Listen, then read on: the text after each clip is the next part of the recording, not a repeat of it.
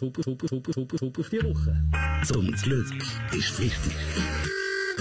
Mit dem Fabian Unterdecker.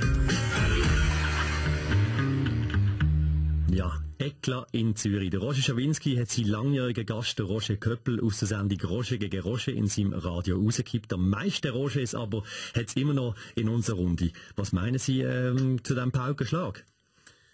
Darf ich zuerst reden? Ja, okay, also, Roger Köppel, ja. Gut, also um was geht's? Der Schawinski hat mich zum Flüchtling von seinem Radiosender gemacht. Tatsache ist, ich bin vertrieben worden wegen meiner politischen Überzeugungen und das macht mich nach Genfer Konvention zum Flüchtling.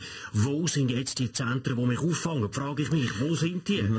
Vielleicht mal ein paar neutrale Gedanken dazu jetzt vom Medienkenner und Generaldirektor von der SRG, vom Roger Döweg. Zu der Debatte möchte ich folgende Konklusion formulieren. Roger kommt ja vom latinischen Wort Rogo, was so viel wie Frage heißt. Darum sind die beiden also ausgezeichnete Journalistenworte. Blättert man im Latinwörterbuch, aber sieht man, dass im Wort Roger auch das latinische Wort Rogus steckt, was so viel wie Vernichtung oder Scheiterhaufen heißt.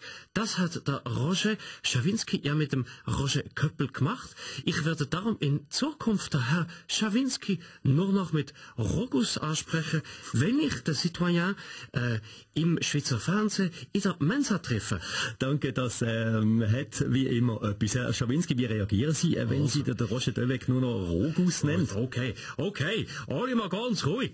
Roger, Philipp Gerber, wer bist du? Moment, jetzt sind wir in meiner Sendung, da stelle ich die Frage.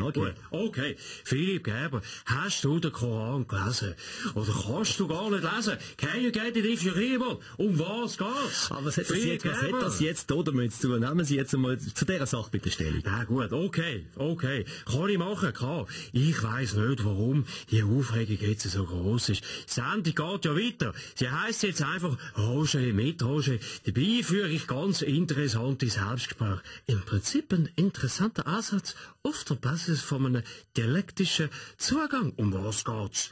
Schauen wir das Ganze doch noch sachlich an. Der Roger Döweg arbeitet für den gleich linksextremen Rollatorenverein namens SRG wie der Roger Schawinski. Das würde ein Gespräch unter Genossen, wie wenn sie eine Diskussion zwischen dem Fidel Castro und dem Che Guevara würden zulassen. Eher ein romantisches Date und keine Debatte. Okay, viel falsch. Ist Freitag. Mit dem Fabian Unterdecker.